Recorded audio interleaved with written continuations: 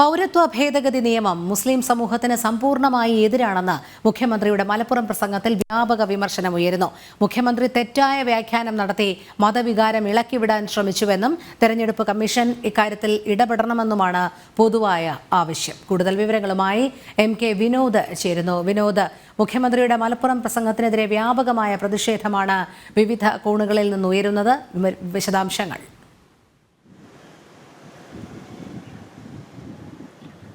തീർച്ചയായും രോഹിണി, നമ്മൾക്കറിയാം പൗരത്വ ഭേദഗതി വിഷയത്തിൽ മുഖ്യമന്ത്രി മലപ്പുറത്ത് നടത്തിയ പ്രസംഗം അതിപ്പോൾ വിവാദമായിരിക്കുകയാണ്. കാരണം ആ പ്രസംഗത്തിൽ ന്യൂനപക്ഷങ്ങളെ പ്രകോപിപ്പിക്കുന്ന തരത്തിൽ ഒരു കലാപത്തിന് ആഹ്വാനം നൽകുന്ന തരത്തിലുള്ള പ്രസംഗമാണ് അദ്ദേഹം അവിടെ നടത്തിയത്. ആ ബില്ല് കൊണ്ട് ഉദ്ദേശിക്കുന്ന അല്ലെങ്കിൽ ആ ബില്ലിൽ ഉദ്ദേശിക്കാത്ത കാര്യങ്ങളെല്ലാം ന്യൂനപക്ഷങ്ങളെ പറഞ്ഞു പറ്റിക്കുന്ന ഒരു സമീപനമാണ് മുഖ്യമന്ത്രി കൈക്കൊണ്ടത്.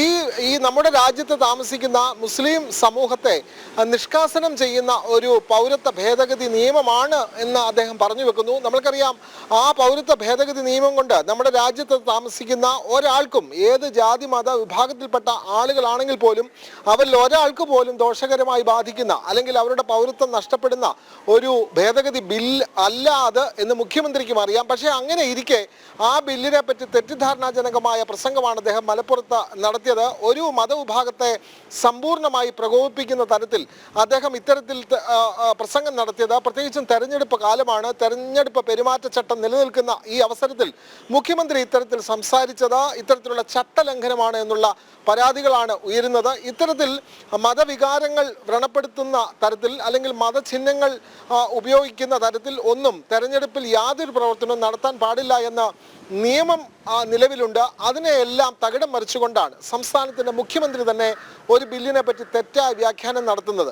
ഇത് തികച്ചും തെരഞ്ഞെടുപ്പ് ചട്ടലംഘനമാണ് എന്നുള്ള തരത്തിൽ പരാതികൾ ഉയർന്നു കഴിഞ്ഞു. മുഖ്യമന്ത്രി തന്നെ ഇതേ വിഷയത്തിൽ CAA വിഷയത്തിൽ CPMന്റെ വിവിധ യോഗങ്ങളിൽ ഇനിയും സംസാരിക്കാൻ വേണ്ടി നിശ്ചയിച്ചിട്ടുണ്ട്.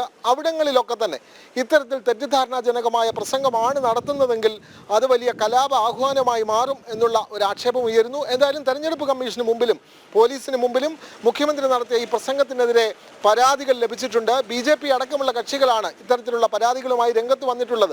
മുസ്ലിം സമൂഹത്തെ പ്രകോപിപ്പിക്കുന്ന തരത്തിൽ പ്രത്യേകിച്ച് ഒരു തെരഞ്ഞെടുപ്പ് കാലത്ത് ഇത്തരത്തിലുള്ള പ്രസംഗം നടത്തി പരമാവധി വോട്ടുകൾ സമാഹരിക്കുക എന്നുള്ള തന്ത്രമാണ് CPM ആവിഷ്കരിച്ചത്. പക്ഷേ ഉത്തരവാദിത്തപ്പെട്ട സ്ഥാനത്ത് ഇരിക്കുന്ന ഒരു മുഖ്യമന്ത്രി ഇത്തരത്തിൽ സംസാരിക്കുന്നത് ശരിയാണോ എന്നുള്ള തരത്തിലാണ് ഇപ്പോൾ വിമർശനങ്ങൾ ഉയരുന്നത്. പാർട്ടിയുടെ ഒരു നേതാവോ അല്ലെങ്കിൽ ഇതുമായി ബന്ധപ്പെട്ട പാർട്ടിയുടെ പ്രചാരണ യോഗങ്ങളിൽ പാർട്ടി നേരിട്ടോ ഒക്കെ തന്നെ ഇത്തരം പ്രസ്താവനകൾ നടത്തുക ചിലയിടങ്ങളിൽ നടത്താറുണ്ട്.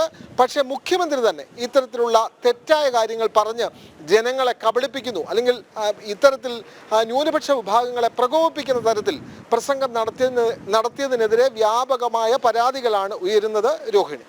ശരി, MK വിനോദാണ് വിവരങ്ങൾ നൽകിയത്.